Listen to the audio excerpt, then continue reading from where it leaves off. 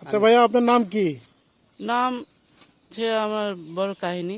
বাপ বসেল ছিল আচ্ছা তখন এক নাই চল বোধহয় 72-এ 11 মাসে চল বোধহয়। তখন ওরা আমার বাপক ধরে নিয়ে যায় দেশে, যখন স্বাধীন হয় হ্যাঁ। সেনারা ধরে নিয়ে যান। আমার আচ্ছা মা কয় বাবা তোর বাপক ধরে নিয়ে যায় সেনারা, রুটি দেন। এক নাই চল বলে আগে হচ্ছিল, পরে আমি হচ্ছি। আচ্ছা, একটু কথা জোরে জোরে বলেন আর কি। জোরে কোয়া নাম টাম তোমার নাম কও, নামটা আমি কও। আমি টাকা যা দিয়েছিলাম। কয় তাই কর। আচ্ছা, নাম কি? নাম কি নাম আপনার? অমূল্য, শুধু একটাই নাম নাম অমূল্য। অমূল্য। গ্রামের বাড়ি কই? গ্রামের বাড়ি ও ধাপের হাট, ধাপের হাট, পালানপাড়া কয়।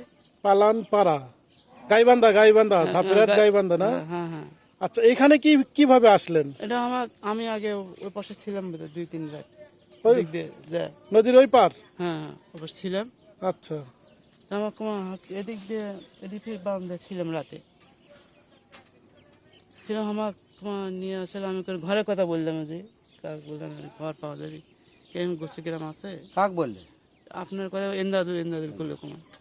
আচ্ছা, ফুলাহার গ্রামের ইন্দাদুল ভাইকে বললেন বলে ঘর আছে গুচ্ছ গ্রামে থাকার জন্য, তাই তো? হ্যাঁ হ্যাঁ। এভাবে বলার পরে ইন্দাদুল ভাই কি বললো? তো আছে, থাকেন হ্যাঁ, এই কথা কইছে, আছে ঘর, মেলা ঘর আছে।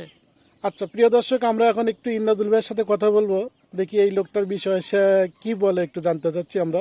আপনাদের সঙ্গেই থাকুন। আসসালামু আলাইকুম ভাই। ওয়ালাইকুম আসসালাম। আচ্ছা, এই যে আপনার পাশে যে লোকটা আছে, আপনার কাছে আসছে, আপনার কাছে পরিচয় চাইছে বা ঘর চাইছে, তা তার বিষয়ে একটু কিছু বলবেন আমাদের? এই লোকটা বিগত প্রায় 1 মাস আগে কোথার থেকে যেন আসছে, কে যেন বলছে এই কাটাবাড়ি ফুলাহার গুচ্ছ গ্রামের ঘর আছে, সেখানে ঘর নেবে। তা আমি বললাম ঠিক আছে ভাই, ঘর দেওয়া হবে, কিন্তু আপনার বাড়ি কোথায়? বলে যে বাড়ি সাদুল্লাপুর, ধাপের হাট, সাহাপাড়া। তা আমি তাকে একটা ঘর দেখে দিলাম যে এটাতে থাকেন। সেই ঘরটা মেরামত করে সেখানে থাকে, আর আমার বাড়িতে খানা পিনা খায়, একটু কাজ করে।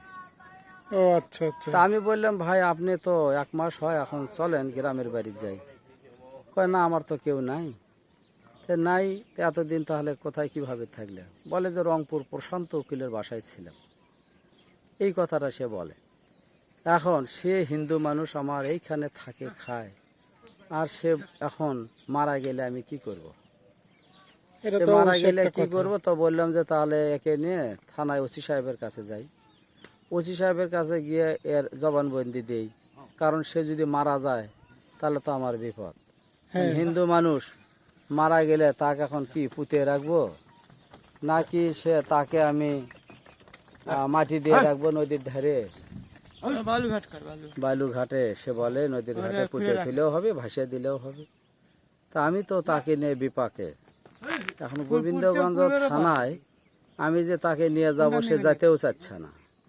সেই সুবাদে আমি আমার এই মিহিদুল ভাইকে বলার পরে সে আমাদের 2 জনের জবানবন্দি নেওয়া এবং তার একটা বিহিত ব্যবস্থা করা এবং আমার মোবাইল নাম্বার সহ ছেড়ে দিলে তার যদি কোনো গুণগ্রাসী থাকে, ওয়ারিশ থাকে, তাহলে এই তার চেহারা, কাপড় চোপড় বা তার কথার ওপর বেসিস করে তার লোক তো চিনতে পারবে, তাহলে তারা তাকে নিয়ে যাক। এই জন্য আমি মিহিদুল ভাইকে রিকোয়েস্ট করছি